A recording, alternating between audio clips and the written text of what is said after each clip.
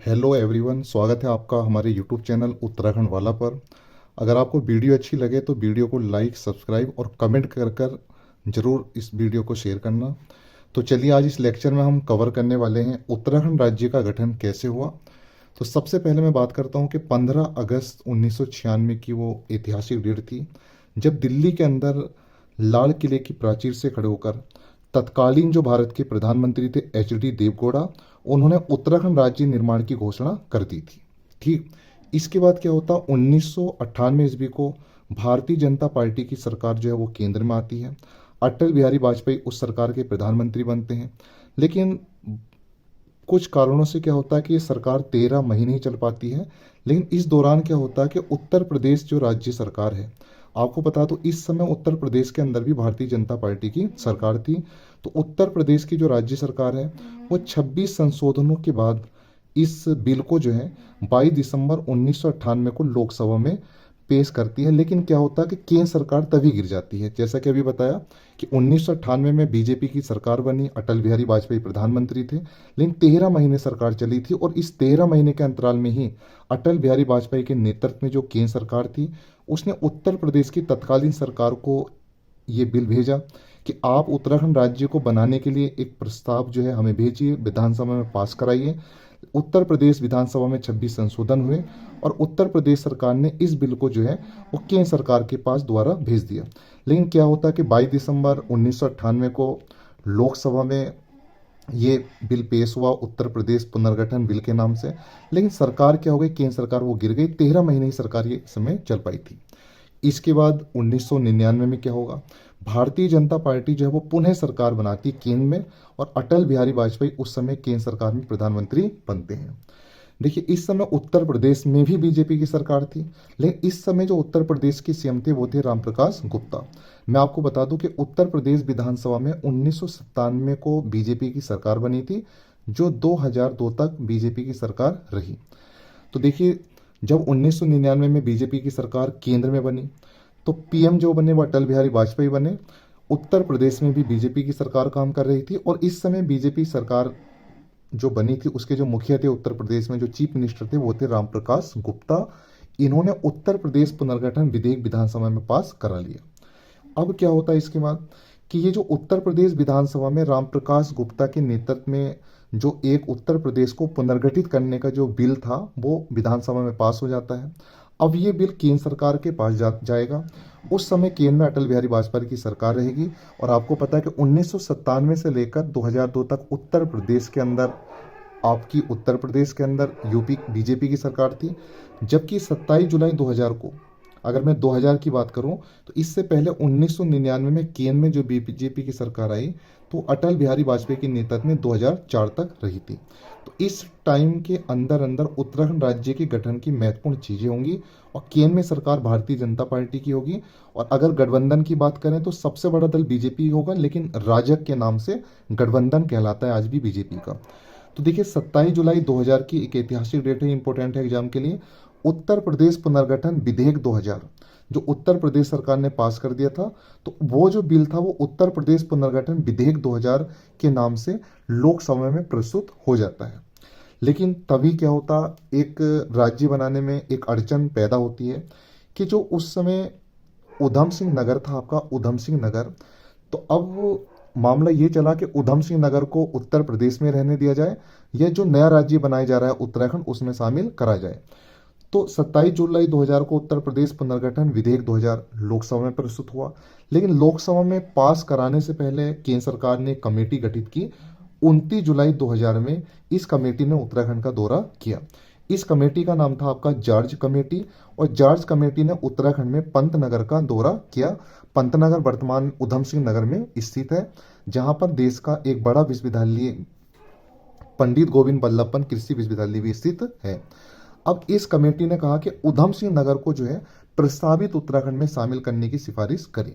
देखिए, 29 जुलाई 2000 को George committee Uttarakhand आती है, पंतनगर का दौरा करेगी और स्थानीय जनप्रतिनिधियों से और जो स्थानीय लोग थे उनके सर्वे के आधार पर केंद्र सरकार को जॉर्ज कमेटी अपनी रिपोर्ट देती है और उधम सिंह नगर को उत्तराखंड राज्य में शामिल करने की क्या कर देती है, सिफारिश।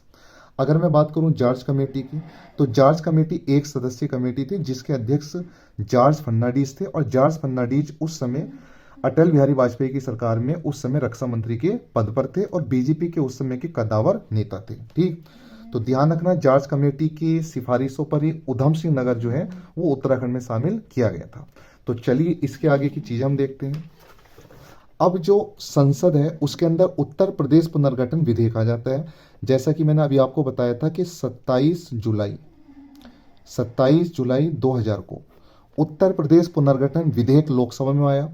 अब लोकसभा में केवल प्रस्तुत हुआ, लेकिन लोकसभा में जो पास हुआ, राज्यसभा में जो पास हुआ और राष्ट्रपति में जो पास हुआ, देखिए संसद के अंदर जब भी कोई बिल आता है तो वो अधिनियम कानून तभी बनता है जब वो लोकसभा, राज्यसभा और राष्ट्रपति तीनों के द्वारा पास कर दिया जाए।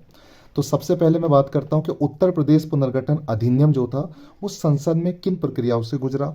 ये 27 जुलाई 2000 को प्रस्तुत हुआ। लेकिन एक बात ध्यान रखना कि 27 जुलाई 2000 को जब उत्तर प्रदेश पुनर्गठन विधेयक लोकसभा में प्रस्तुत हुआ था तो उस समय उत्तर प्रदेश के जो मुख्यमंत्री थे वो थे रामप्रकाश गुप्ता। ठीक, अब लोकसभा में इस बिल को पारित कराया जाता है। तो 1 अगस्त 2000 को लोकसभा में ये बिल पास हुआ उत्तराखंड बनाने का। राज्यसभा में 10 अगस्त 2000 को पास कर दिया गया। अब उसके बाद ये राष्ट्रपति के पास ये बिल जो है उनकी सहमति के लिए जाता है। उस समय के राष्ट्रपति थे आपके के.आर. नारायण, और के.आर. नारायण ने 28 अगस्त 2000 को उत्तर प्रदेश पुनर्गठन विधेयक पर हस्ताक्षर कर दिए, और इस प्रकार इस उत्तर प्रदेश से क्या हुआ, एक नए राज्य अस्तित्व में आया जिसे उस समय उत्तरांचल नाम दिया गया। देखिए उत्तराखंड राज्य का जो अधिनियम था उसका क्रमांक भारत सरकार के गजट में क्रम संख्या 28 से दर्ज किया गया। अब उस समय उत्तराखंड जो था वो एक राज्य नहीं था, उस समय उत्तराखंड उत्तर प्रदेश का एक भाग था। तो उत्तर प्रदेश का जो हाई कोर्ट है वर्तमान में इलाहाबाद, वही हाई कोर्ट उत्तराखंड के वर्तमान उत्तराखंड के क्षेत्रों का था। तो जब उत्तराखंड राज्य का गठन हुआ तो इलाहाबाद हाई कोर्ट की अधिकारिता से बाहर कर दिया गया धारा 35 के तहत। आप जानते हैं उत्तराखंड में 13 जिले हैं और ये 13 जिले 9 नवंबर 2000 से पहले उत्तर प्रदेश का एक पार्ट हुआ करते थे, और इन 13 जिलों का भी जो एक हाई कोर्ट था वो इलाहाबाद था। तो धारा 35 के द्वारा राज्य गठन के समय क्या हुआ, इलाहाबाद हाई कोर्ट की अधिकारिता क्षेत्र से बाहर कर दिया, और इन 13 जिलों का जो हाई कोर्ट है वो नैनीताल 9 नवंबर 2000 को बना दिया गया। अब बात करते हैं उत्तराखंड राज्य का गठन किस डेट को हुआ।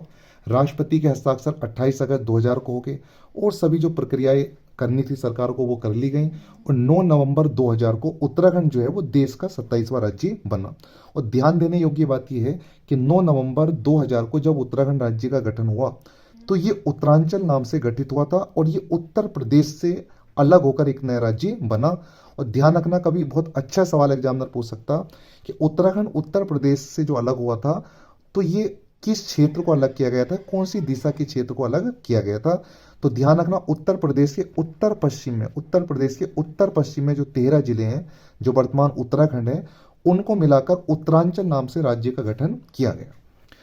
देखिए आगे हम इस बात की चर्चा करते हैं कि जब उत्तराखंड राज्य का गठन हुआ, आप जानते हैं उत्तराखंड राज्य का गठन 9 नवंबर 2000 को हुआ था।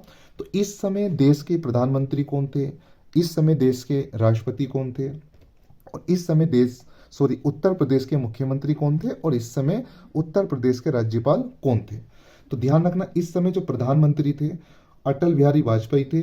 और आपसे एक सवाल पूछता कि उत्तराखंड राज्य गठन के समय प्रधानमंत्री वो अटल बिहारी वाजपेयी थे, और राज्य गठन के समय किस दल की केंद्र में सरकार थी। तो ध्यान रखना भारतीय जनता पार्टी की उस समय सरकार थी। लेकिन भारतीय जनता पार्टी एक गठबंधन सरकार थी जिसके गठबंधन को एनडीए कहा गया या राजग कहा गया। ध्यान रखना राजग को राष्ट्रीय जनतांत्रिक गठबंधन के नाम से जाना जाता है। इसके बाद मैं बात करूं राष्ट्रपति, तो राष्ट्रपति उस समय थे के.आर. नारायण। जो उत्तराखंड बनाने के बिल पर हस्ताक्षर किए थे वो तत्कालीन राष्ट्रपति के.आर. नारायण ने किए थे। के.आर. नारायण देश के पहले दलित राष्ट्रपति हुए हैं। अगर मैं उत्तर प्रदेश की बात करूं तो उत्तर प्रदेश के जो उस समय चीफ मिनिस्टर थे वो थे आपके राजनाथ सिंह।